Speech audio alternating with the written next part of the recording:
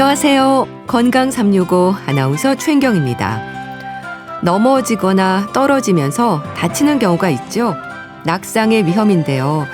가벼운 찰과상부터 골절까지 낙상의 정도에 따라 결과도 다양합니다.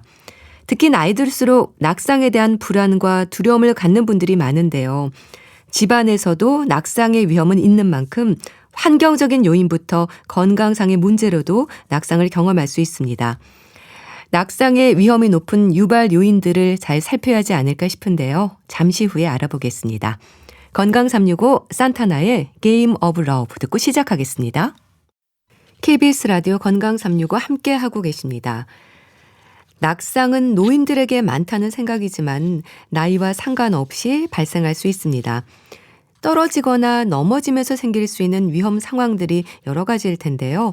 경희대 한의대 침구과 김용석 교수에게 도움 말씀 듣겠습니다. 교수님 안녕하세요. 네, 안녕하세요. 네, 반갑습니다. 네. 넘어질 수도 있고 떨어지는 위험도 있고요. 갑작스런 여러 상황들이 있지 않습니까? 낙상의 위험은 뼈나 근육에 상처를 입는 거죠? 그렇지. 이제 나이가 들게 되면 대부분 이제 균형 감각이 떨어지잖아요. 네. 또 근력도 약해지잖아요. 네. 그래서 이제 낙상의 위험이 상당히 좀 커지는 것이고요. 네. 단지 뭐 낙상이라는 것이 넘어져서 단순하게 뭐 찰과상으로 끝나는 경우도 있지만 네. 또 나이가 드신 분들 같으면 골절이나 또는 뇌도 다쳐서 이런 손상도 있기 때문에 특별히 주의하셔야 되겠거든요. 네. 왜냐하면 노인들은 아무래도 나이가 들면 뼈가 약해지잖아요. 그렇죠. 그렇다는 얘기는 조그만 충격에도 쉽게 부러진다는 거예요. 특히 이제 뭐 고관절이나 척추 관절에 골절이 있게 되면 네. 회복도 어렵고 또 오랫동안 치료를 해야 되겠죠. 네. 며칠 전에도 어떤 환자 보호자분이 연락이 아침에 왔는데 어머니께서 아침에 이제 일어나시다가 넘어져 갖고 병원에 갔더니 고관절에 골절됐다. 이렇게 수술해야 된다. 이렇게 얘기를 하신 거 소식을 들었거든요. 네. 그러니까 노인들의 경우엔 특히 골절이나 뇌 손상까지 이어질 수 있기 때문에 조심하라고 말씀 주셨는데요. 근데 노인들의 경우 당연히 조심해야 하는 거고요. 그렇지만 또 나이와도 상관없지 않을까요? 보통 이제 넘어졌을 때 심한 통증이 생기면 대개 보면 이거 뼈에 근거한 거 아니야? 네. 이런 생각들을 하게 되잖아요. 네.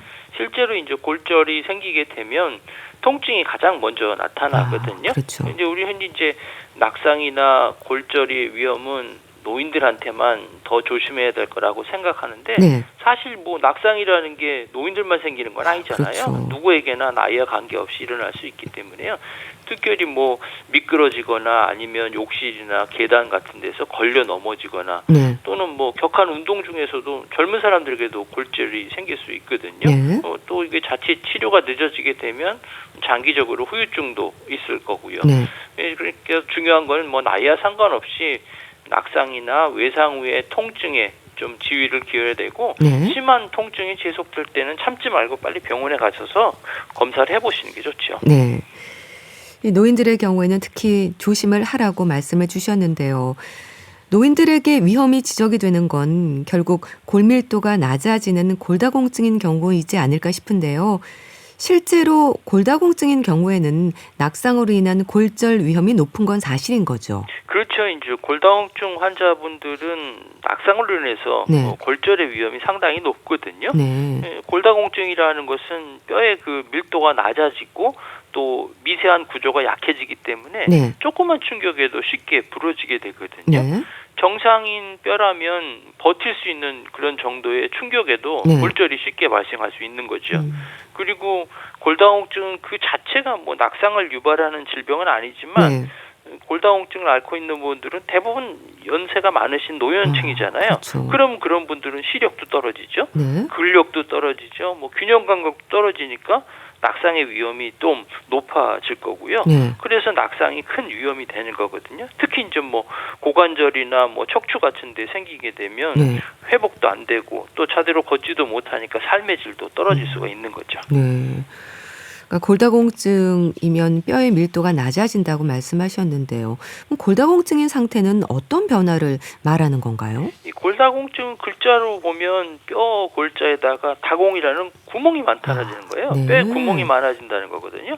건강한 뼈 같은 경우는 내부가 촘촘하고 단단하지만 네. 이 골다공증이 생기면 뼈의 양이나 골밀도가 줄어들고 네. 또 미소 구조가 약해지기 때문에 구멍이 뻥뻥 뚫린 거예요. 스펀지처럼 멍성해지는 거예요. 네. 그 뼈는 대개 이제 칼슘이나 인 등 다양한 무기질로 되어 있는데 이 무기질이 뼈에서 빠져나가면 뼈의 밀도가 낮아지는 이런 현상이 생기죠. 네. 이렇게 낮아지면 뼈의 강도가 약해지고 그러면 작은 충격에도 골절이 쉽게 일어날 수 있는 이런 상태가 되는 거거든요. 네. 또 골다공증은 뼈의 질환이기 때문에 직접적으로 뭐 인대나 근육을 약화시키는 것은 아니지만 대개 이제 골다공증 환자들은 주로 노년층에 많기 때문에 노화로 인해서 근력이나 균형 감각이 떨어지게 되면 네. 이런 골다공증이 겹쳐서 낙상과 골절의 위험이 더 크게 되는 거죠. 네. 그런데 사실 골다공증 자체로는 아무 증상이 없어서 인식하기가 어렵지 않나요? 그렇죠. 말씀하신 대로 골다공증이 초기에는 증상이 거의 없어요. 네. 그래서 스스로 인지하기가 매우 어렵거든요. 또 골밀도가 낮아지는 과정 자체가 통증을 유발하지 않기 때문에 그렇거든요. 네. 뼈가 약해진 상태에서는 통증이 없다가 비로소 이제 골절이 돼야 이제 극심한 통증을 느끼게 되는 거죠. 네. 그리고 또 뼈의 양이라는 게 30대 중반까지는 최고치를 찍고 그 후에는 서서히 감소하는데 네. 그 과정이 매우 오랜 시간 걸치기 때문에 본인이 그걸 느끼기는 어렵죠. 그래서 네. 뭐 골다공증을 침묵의 병이다 이렇게 얘기하는 거거든요. 네. 그런데 골다공증 위험이 높은 노인이나 여성들에게는 이런 낙상해 주는 위험이 입원 기간도 그렇고요. 회복하기까지도 훨씬 오랜 시간이 걸리는 거죠. 네, 그렇죠. 이제 골다공증 위험이 높은 뭐 노인들이나 네. 아니면 여성들에게 이 낙상으로 인해서 골절이 되면 단순히 뼈가 부러지는 것을 넘어서 입원 기간도 길어지고요. 그러다 보면 회복 과정도 훨씬 더 길어지기 때문에 네. 또 오랜 시간 또 치료를 해야 되고요. 이렇게 이제 낙상으로 인한 노인들에게 골절이 이제 크게 문제가 되는 이유는 뭐냐면 네. 골절이 생기는 부위 때문에 그래요. 아. 주로 이제 엉덩이 고관절이라든지 네. 척추 이런 데 생기게 되면 네. 이때 되면 수술을 해야 되잖아요. 그렇죠. 그러면 수술 후에도 오랜 재활의 시간이 걸려야 되고 또 그러다 보면 신체적으로 정신적으로 기능이 떨어지고 삶의 질도 떨어지니까 이런 위험한 상태에 빠질 수 있는 거죠. 네. 그러니까 고관절이나 척추에 골절이 생기면 더 큰 문제가 되는 건데 근데 낙상을 경험한 분들은 한 번이 아니라 반복되기도 하던데요. 뭐 오르막길이나 거리에서뿐 아니라 평지나 집안에서도 위험은 있는 거잖아요. 균형감의 문제일까요? 아니면 나이 들면 평행 기능이 떨어져서 그런 걸까요? 근데 이제 낙상을 한번 경험한 분들은 반복적으로 이렇게 낙상하는 경우가 많거든요. 네. 그리고 말씀하신 대로 뭐 오르막길이나 거리뿐만 아니라 네. 평평한 바닥이나 집에서도 네, 낙상이 그러니까요. 충분히 발생할 수 있거든요. 네. 실제로는 집안에서 낙상이 발생하는 경우 또 가장 많이 생길 수 있어요. 그 가장 큰 원인 중에 하나가 뭐냐면 이 균형 감각이 떨어지기 때문에 그래요. 네.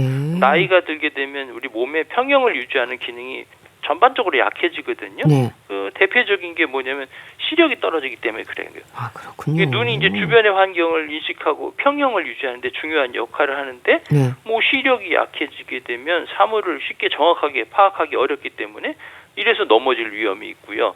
또 이제 귀 안쪽에 있는 우리 몸의 균형을 잡아주는 전정기관이라 있는데 네. 이게 나이가 들면 이 전정기관의 기능이 약해져요. 아. 그러면 어지럼증을 느끼거나 몸의 균형 잡기도 어렵고요. 네. 또 하나 중요한 건 뭐냐면 우리 몸의 근육이나 힘줄이나 관절에는 몸의 위치나 움직임을 뇌로 전달하는 고유 수용체가 있거든요. 네. 이 감각이 둔해지면 발이 어디에 있는지 몸이 어떤 자세로 있는지 네. 정확하게 파악하기 어려워서 네. 균형을 잃기 쉬워지는 거죠. 네.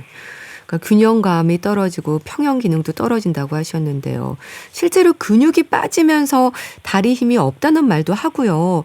걸음걸이가 불안정해지기도 하고 또 운동신경이 줄면서 여러 반응 속도가 떨어지면서 위험이 높아지는 것 같습니다. 네, 그렇죠. 말씀하신 것처럼 나이가 들게 되면 근력도 또 빨라지고요. 또 다리 힘도 약해지잖아요. 네. 그럼 걸음걸이도 불안해지고 그러면 전반적으로 이제 운동 신경이나 반응 속도도 느려져요. 네. 그러면 이제 낙상할 수 있잖아요. 이 나이가 들면 근육량이 줄어드는 감소증 생기는데 특별히 이제 몸의 균형을 잡는데 중요한 게 뭐냐 허벅지나 종아리 근육이에요.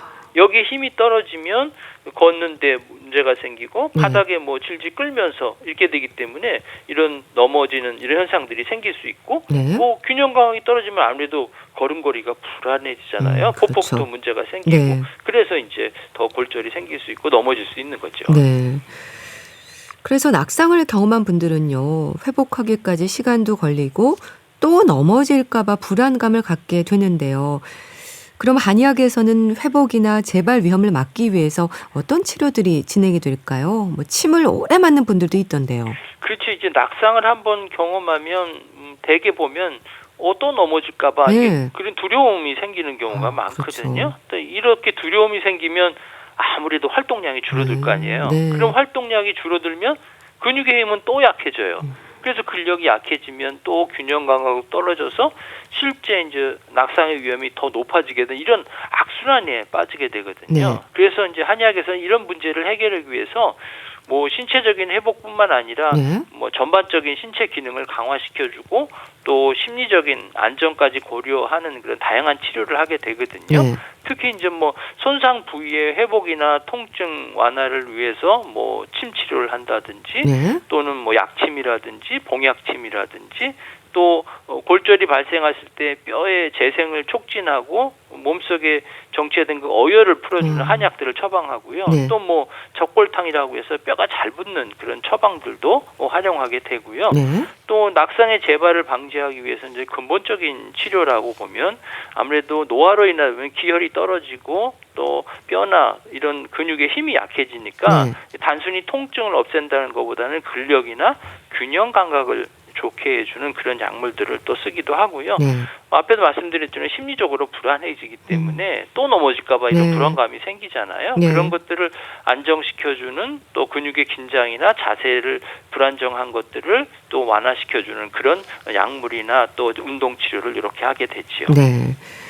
신체 기능 강화, 또 심리적 안정을 위한 다양한 치료가 진행이 된다고 말씀 주셨는데요.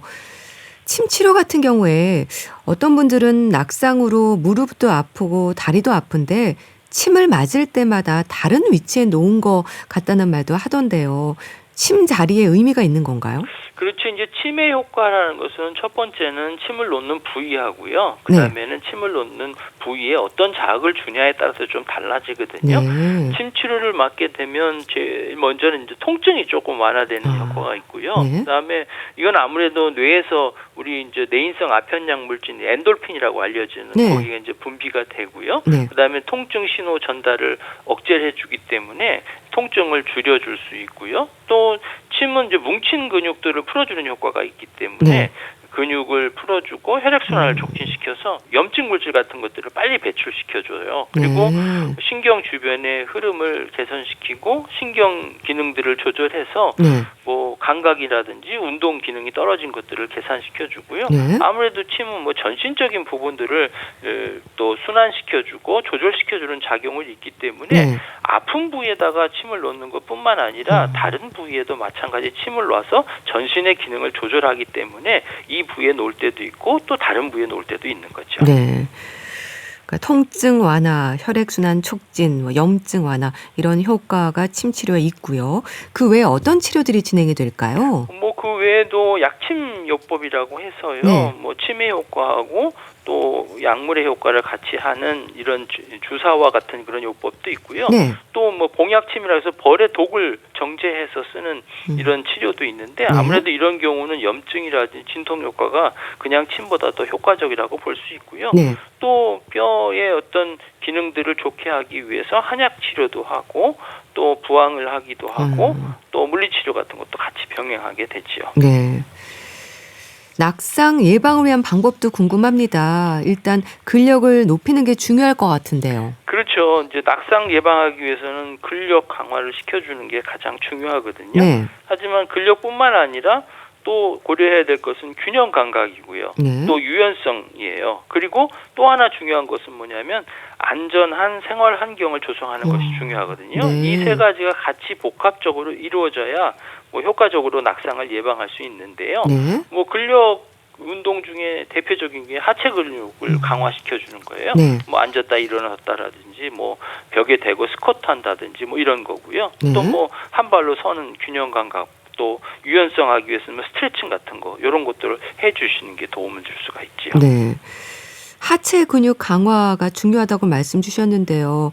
또 규칙적인 운동이 중요하다는 건 아는데 어떤 운동을 구체적으로 얼마나 해야 할지 고민하는 분들도 많습니다. 질문 많이 받으시죠? 그렇죠. 이게 정말 네. 많이 하시는 질문이에요. 네. 뭐 운동은 알겠는데 네. 규칙적으로 하는 거 중요하다는 거 다 알지만 막상 어떤 운동을 얼마나 해야 할까 하는 질문에 사실은 뭐 답하기가 쉽진 않죠. 네. 왜냐하면 개인의 건강 상태라든지 체력에 따라서 운동 방법도 달라지고 네. 운동하는 시간도 조금 달라질 수 있기 때문에 네. 그렇거든요. 그래서 뭐 획일적으로 뭐 몇 번 이렇게 하는 것보다는 그 사람의 건강과 체력에 따라서 운동요법이 좀 달라질 수는 있죠. 네.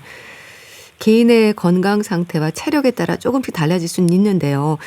그래도 꾸준히 할 수 있는 운동법 몇 가지만 소개를 해주세요. 그렇죠. 이제 네. 낙상 예방을 위해 중요한 것은 앞에 네. 말씀드린 대로 근력하는 거고요. 그다음에 균형 감각하고 유연성 이런 거거든요. 특히 이제 노인층이라든지 아니면 균형에 취약한 사람들에게 도움이 될 수 있는, 그리고 또 집에서 꾸준히 할 수 있는 운동법 몇 가지를 소개해드리면요. 네. 첫 번째 운동은 제자리에서 걷는 거예요. 그 자리에서 무릎을 높이 들어서 걷는 동작이거든요. 팔도 그때 함께 흔들어주면 혈액순환도 좋아지고 다리 근육도 튼튼해지기 때문에 하루에 5분만 해도 그런 효과가 있고요. 네. 두 번째는 유연성 균형 감각을 위해서는 한 벌로 서 있는 거예요. 벽이나 의자를 짚고 한쪽 다리를 살짝 들어주세요. 그리고 네. 10초 정도만 서 있어도 균형 감각이 쑥쑥 올라가거든요. 또 양쪽 다리를 번갈아 해보시면 좋고요. 그리고 세 번째 마지막으로는 앉았다 일어나기 하는 운동이죠. 편한 의자에 앉았다가 천천히 일어나는 동작을 하는 거예요. 그러면 허벅지하고 엉덩이 근육들이 튼튼해지잖아요. 그러면 넘어질 일도 줄어들게 되는 거죠. 네. 이런 근력뿐 아니라 또 심폐 기능을 올리기 위한 운동도 중요하다고 들었습니다. 어떤 게 있을까요? 네, 그렇죠. 이제 낙상 예방을 위해서는 근력 운동과 함께 이제 심폐 기능을 강화시키는 운동을 병행하는 게 매우 중요하거든요. 네. 어떻게 보면 심폐 기능을 강화시켜 주는 것이 건강한 노년 생활을 위해서 아주 필수한 요건이라고 볼 수 있거든요. 네. 왜냐하면은 심폐 기능이 좋아지게 되면 운동이나 일상생활할 때 쉽게 지치지 않거든요. 그러면 그렇죠. 이제 활동량을 늘리는 데 도움이 되고 전반적인 신체 기능을 유지하는 데 아주 좋은 영향을 미치게 되고요. 또 규칙적으로 유산성 운동을 하게 되면 뇌로 올라가는 혈류량이 증가돼요. 그러면 뇌 기능이 활성되니까 인지 기능이 떨어지는 것도 예방할 수 있고요. 또 심폐 기능이 좋아지면 심장과 혈관이 튼튼해져서 뭐 노인들이 많이 갖고 있는 혈압이라든지 당뇨 같은 이런 만성병을 예방하고 또 치료하는 데 도움이 주고요. 또 지구력이 좋아지면 오래 섰거나 오래 걷거나 하는 것이 편해질 거 아니에요. 그러면 뭐 피로로 인해서 발생하는 균형 감각이 떨어지는 것도 막을 수 있고 또 낙상의 예방에 아주 간접적으로 도움을 줄 수가 있는 거죠. 네. 하체 근육 강화와 심폐기능 강화가 중요하다고 하셨는데요. 그렇게 뼈와 근력이 높아지고 심폐기능이 향상이 되면 낙상을 혹시 한다고 해도요. 골절 위험을 좀 줄일 수 있는 걸까요? 그렇죠. 이제 뼈와 근력이 높아지고 심폐기능이 좋아지면 낙상할 때 이제 골절의 위험을 크게 줄일 수는 있거든요. 뼈와 근력이 먼저 강해지게 되면 이 튼튼한 뼈가 있게 되면 외부 충격에도 잘 견딜 수 있을 거 아니에요. 앞에도 말씀드렸지만 골다공증이 있는 뼈는 조그만 충격에도 쉽게 부러진다고 말씀하셨잖아요. 그러니까 골밀도가 높은 뼈는 같은 충격을 받아도 골절되지 않을 확률이 그만큼 높아지는 거예요. 그래서 뭐 낙상할 때 주로 발생되는 뭐 고관절이나 척추 이런 위험을 직접적으로 줄일 수 있고요. 또 근육은 어떻게 보면 뼈를 보호하는 역할을 하잖아요. 그러니까 근육량이 많고 근력이 좋은 사람은 낙상 시에 이제 근육이 쿠션 역할을 해요. 그래서 뼈에 가해지는 충격을 분산시켜 주기 때문에 뼈가 직접적으로 받는 충격이 줄어들어서 골절의 위험도 줄어들게 되는 거고요. 또 근력이 좋으면 아무래도 자세를 안정적으로 유지하고 수 있잖아요. 그러면 갑작스럽게 어떤 외부 자극이 와도 균형 감각을 쉽게 잃지 않게 돼요. 그래서 설령 잃더라도 약해진 근육보다 훨씬 더 빠르게 몸을 바로 잡을 수 있기 때문에 이런 것들을 막아줄 수 있고요. 또 뭐 심폐 기능이 향상되게 되면, 좋아지게 되면 신체 활동에 대한 피로도가 낮아지고 피로가 쌓이면 뭐 몸의 움직임이 둔해지잖아요. 피곤하면 그렇죠. 잘 안 움직이고 또 균형 감각도 떨어지니까 낙상의 위험이 높고요. 또 유산소 운동 자체가 뇌 기능을 활성시키니까 민첩성이나 반응 속도가 좋아질 수 있거든요. 그래서 이제 뼈와 근육을 강화시키는 운동이라든지 심폐 기능을 향상시켜주는 그런 운동을 꾸준히 하는 것은 낙상으로 인해서 골절의 위험을 줄여주는데 아주 효과적인 방법이라고 볼 수 있죠. 사실 뭐 넘어지는 상황 자체를 예방하는 것이 최선이지만 만약 넘어지더라도 큰 부상 없이 회복할 수 있는 그런 몸을 만드는 것이 중요한 거죠. 앞서 노인들의 경우에는 이제 고관절이나 척추 손상까지 이어질 수 있기 때문에 더욱 조심하라고 말씀 주셨는데요. 낙상의 위험은 삶의 진로도 이어지지 않습니까? 특히 노인들에게는 골다공증으로 인한 골절도 걱정이라고 하셨는데 그만큼 입원 기간도 길어질 것 같은데 어떨까요? 아무래도 척추나 또는 고관절에 문제가 생기게 되면 또 척추에 압박골절이 생기면 척추가 주저앉아서 심한 통증이 생기잖아요. 그러면 자세 변형도 생기고 또 이런 것들은 수술하면 대개 보면 입원 기간이 뭐 한 달 이상 소요되는 경우가 많거든요. 그리고 또 뼈가 약해진 상태면 회복 속도가 더 느리잖아요. 그러면 정상 사람들보다 입원 기간도 더 늘어나고 또 장기간 누워 있게 되면 뭐 폐렴이라든지 욕창이라든지 이런 합병증도 생길 수 있거든요. 그래서 골절 수술 후에 또 이제 뼈가 붙는 거를 기다리면서 중요한 게 재활 운동 하잖아요. 근데 근력이나 체력이 약해진 사람들은 재활에도 또 어려움을 겪게 되는 거죠. 욕창과 폐렴과 같은 합병증도 생길 수 있다고 말씀하셨는데요. 그렇게 오랜 입원 기간은 욕창의 위험이라든지 또 다른 여러 문제들도 발생할 겁니다. 주변에서 신경 써야 하는 부분들도 많지 않을까요? 아무래도 주변에 있는 사람들이 함께 이제 이 부분들을 감당을 해줘야 될 부분들인데요. 아무래도 뼈가 부러지거나 아니면 고관절이 있으면 본인이 활동하기가 어렵잖아요. 그래서 대개 보면 스스로 걷거나 일상생활하는 것이 어려워져서 가족들이 돌봄을 반드시 받아야 될 부분들이거든요. 되게 이렇게 되면 우울증이나 무력감 생기는 경우가 많아요. 삶의 질이 떨어질 수 있기 때문에 옆에 있는 분들이 잘 이렇게 돌보실 필요가 있는 거죠. 가족들의 도움이 필요할 것 같은데요. 그러니까 회복기에도 보행 훈련을 해도 낙상 전에 건강 상태로 완전 회복은 어려운 경우도 있을 텐데요. 아무래도 재활 기간이 짧지 않아서 인내가 좀 필요하겠죠. 아무래도 그렇죠. 이제 하루 이틀 만에 생기는 게 아니고 연세가 있으니까 아무래도 회복들이 늦는데 그래도 포기하기보다는 적극적으로 운동을 해서 내가 치료할 수 있다, 걸을 수 있다 이런 자신감을 옆에서 불어주는 게 상당히 중요하죠. 지팡이에 대한 인식도 좀 달라져야 하지 않을까 싶어요. 되게 이제 어르신들 같으면 지팡이를 짚는 걸 되게 꺼려하시는 분들이 상당히 많거든요. 지팡이를 짚게 되면 균형을 잡아주는데 도움을 줄 수가 있어요. 그리고 그 지팡이를 의지해서 갔기 때문에 힘이 조금 더 분산시킬 수 있거든요. 그래서 몸이 좀 불편하고 어지럽거나 이런 현상일 때는 또 지팡이 짚고 균형 잡을 수도 있기 때문에 지팡이를 좀 너무 꺼려하지 마시고 불편하시면 예방 차원에서 지팡이를 사용하시는 게 좋죠.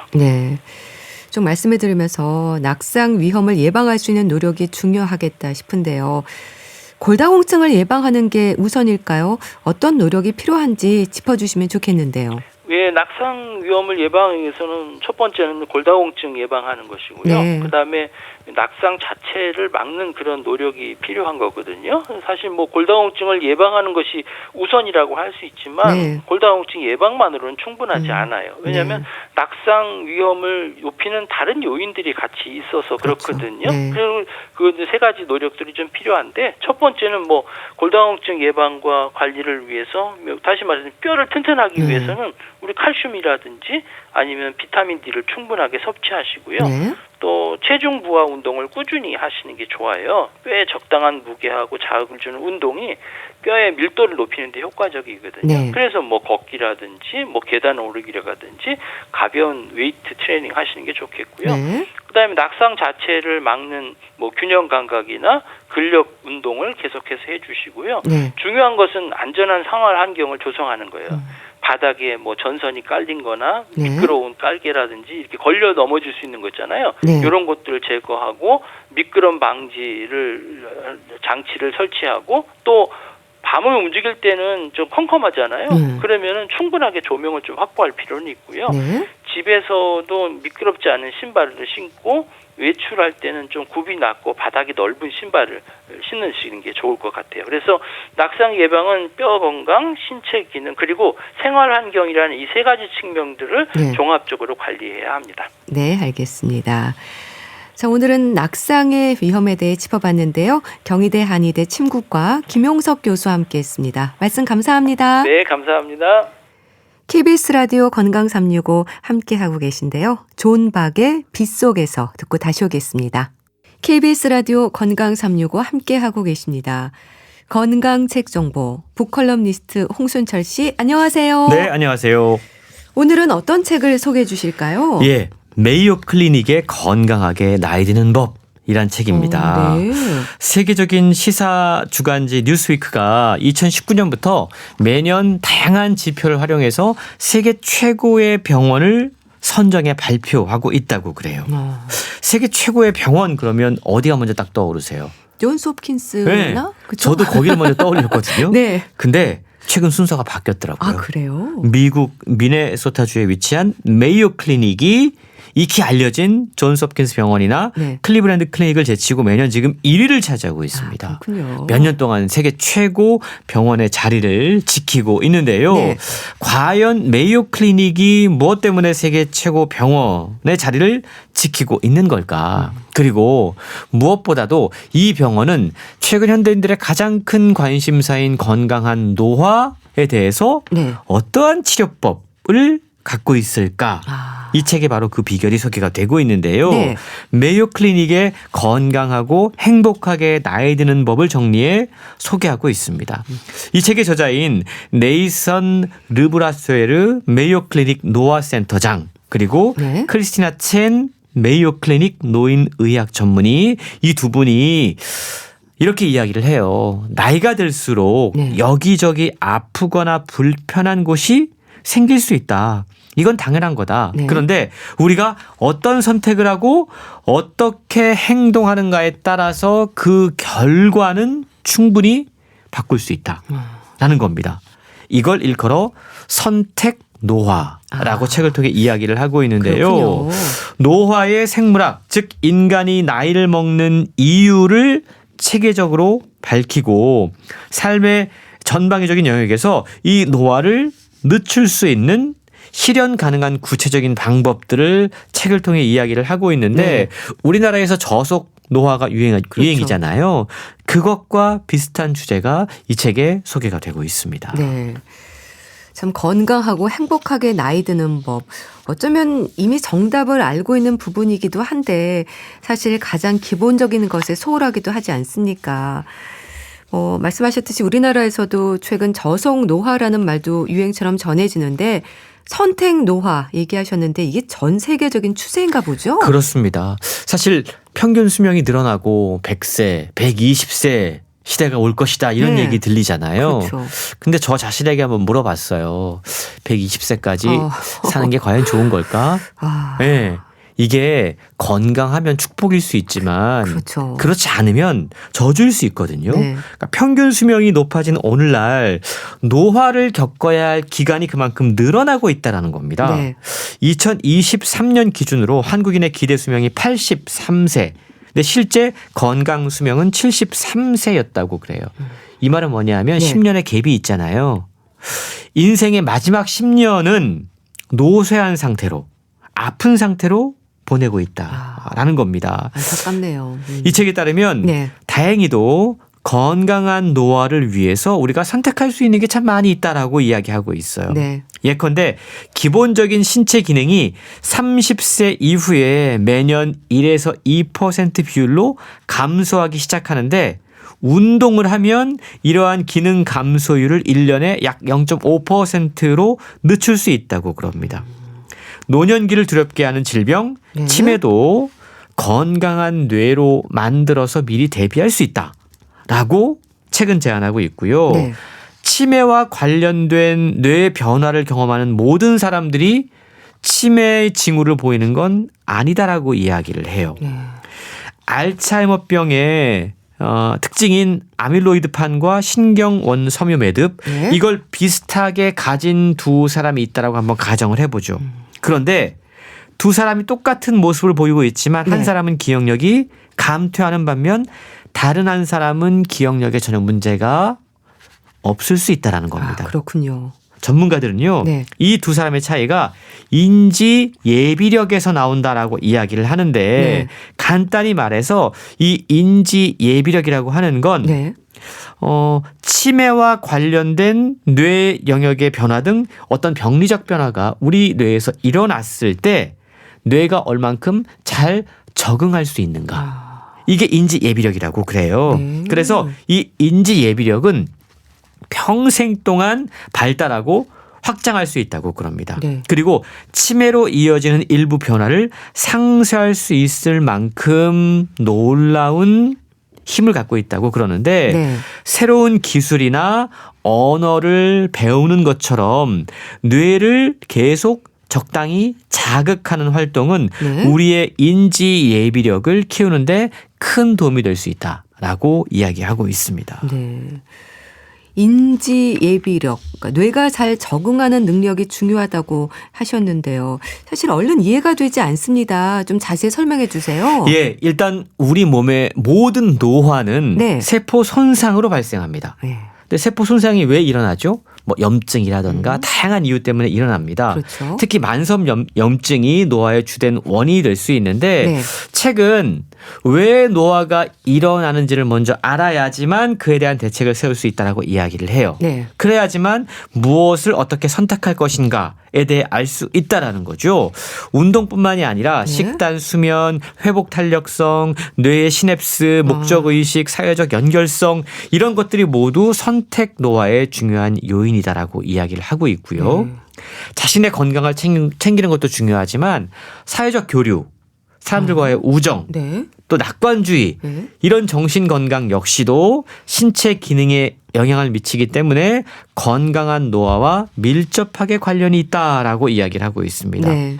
책에는 건강을 위협하는 요소에 대처할 수 있는 방법, 뇌와 신체를 활성화시킬 수 있는 방법, 네. 영양과 균형을 챙기는 방법, 회복 탄력성, 마인드 케어, 인간관계, 네. 충만한 삶을 사는 법, 어떻게 하면 보다 건강하게 오래 행복하게 나이 들어 살 수 있을까에 대한 방법들을 광범위하게 알려주고 있는데요. 네.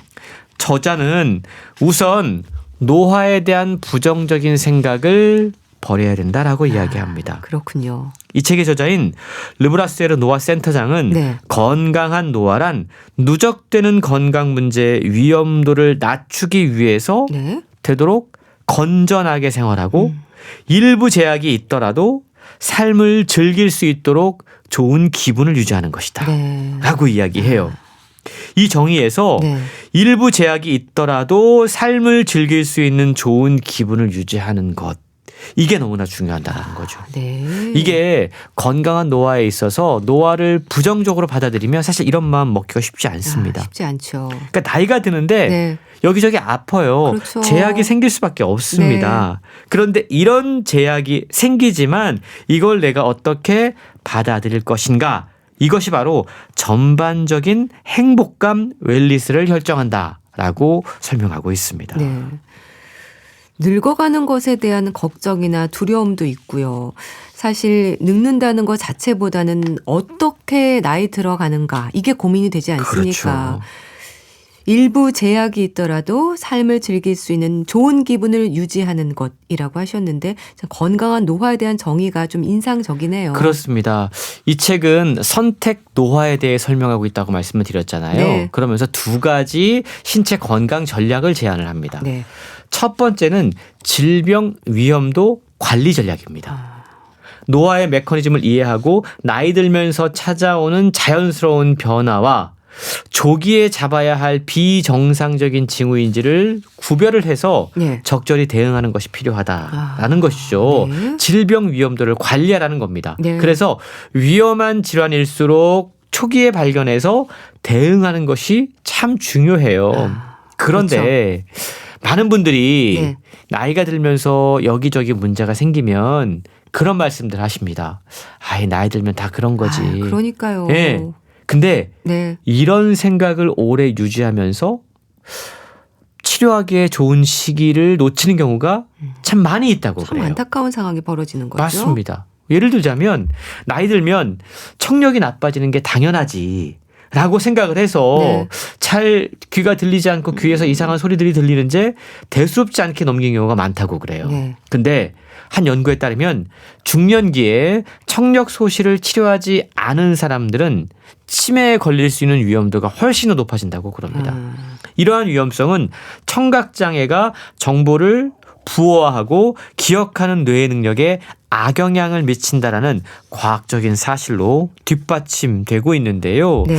시력에 손실이 생기는 것도 마찬가지고 후각에 변화가 생기는 것도 마찬가지입니다. 네. 우리가 시력에 손실이 생기는 건 뭐 요즘 유행하는 백내장, 녹내장 사실 이런 것들도 병원에서 치료하면 훨씬 더 선명하게 또렷하게 오랫동안 좋은 시력 관리를 할 수가 있어요. 그렇죠. 인간의 감각기관이 상당히 중요한데요. 네. 후각 역시도 정말 우리가 체크를 해야 되는 부분이라고 그럽니다. 왜냐하면 네. 갑작스럽게 후각에 문제가 생기면 이게 알츠하이머 또는 파킨슨과 같은 심각한 장애의 신호일 수 있기 때문에 네. 후각에 문제가 생겼다 빠르게 병원에 가서 체크를 하는 질병 위험도 관리가 너무도 중요하다라고 이야기하고 있습니다. 네. 참 나이 들면서 생기는 이런 몸의 변화에 적절히 대응하는 전략. 자, 일단 인정하는 것에서부터 시작되지 않을까 싶습니다. 그렇습니다. 선택 노화를 위한 두 가지 전략 가운데 첫 번째가 질병 위험도 관리 전략이었고요. 네. 또 다른 하나는 신체 기능 감소율을 낮추는 전략입니다. 이건 나이 들수록 저하되는 신체 기능을 잘 관리하는 건데 네. 예를 들자면 기본적인 신체 기능이 30세 이후 매년 약 1, 2% 감소한다라고 말씀드렸습니다. 이건 노화 과정에서 부인할 수 없는 사실이에요. 그런데 네. 운동을 하면 이 비율을 1년에 0.5%로 늦출 수 있다라고 말씀을 드렸습니다. 네. 즉 신체 활동을 전혀 하지 않는 사람들은요. 90세가 되면 네. 신체 기능의 약 70%를 잃는다고 그래요. 아이고. 엄청나죠. 그러네요. 근데 규칙적으로 운동을 한 분들은 90세가 되면 신체 능력의 30%만 잃게 됩니다. 네. 그러니까 중장년 때는 이게 큰 차이가 나지 않지만 시간이 지날수록 신체 활동은 놀라운 기능의 차이를 만들어낸다라는 겁니다. 그렇겠네요. 식단, 수면, 회복 탄력성, 목적 의식을 갖고 사는가, 얼마나 사회와 연결되어 있는가 네. 이런 것들도 신체 기능 감소율에 영향을 미치게 된다고 그러는데요. 이 책은 정말 우리가 반드시 알아야 되는 정보들을 신체 각 기관과 또 주제별로 나누어서 네. 상당히 자세히 소개하고 있습니다. 그래서 건강한 노화에 관심 있는 분들이라면 내가 필요한 부분들만 딱 이렇게 추려서 네. 읽어도 도움이 될 만큼 아주 단단한 틀을 마련해 주고 있습니다. 네. 좀 근력도 그렇고 신체 기능의 감소율을 낮추는 노력이 필요하다는 건데요.